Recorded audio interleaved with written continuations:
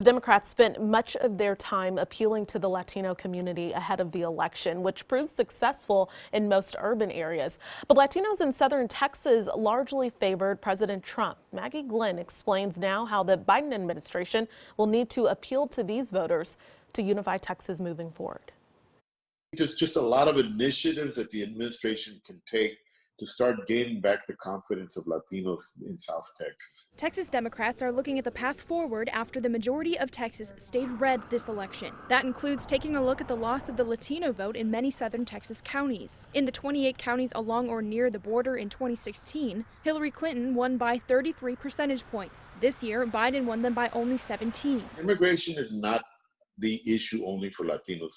Latinos in semi-rural areas like in McAllen and Laredo and in little towns like Raymondville, they tend to be more conservative and have the same values actually, especially on social, cultural values.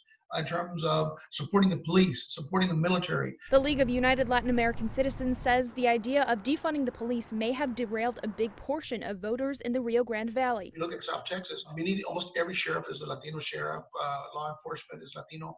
Some of the biggest employers is customs and immigration officers. Then Biden's statement about moving toward renewable energy and away from fracking during the presidential debate didn't sit well. A large portion of that population works in the oil and gas industry. Going forward, Lulak says the Biden administration will need to focus on communicating more directly to this population. You can't take Latinos for granted. You got to have the message, especially an economic populist message, raising the minimum wage, getting healthcare insurance to cover more people, providing help to small businesses, the mom and pop shops.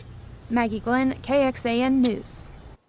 And Texas Democrats also said since they didn't do as much in-person canvassing because of the pandemic, they weren't able to directly communicate with this part of the population. So they said that's usually crucial to their campaigning, as texting and calling doesn't always have the same impact.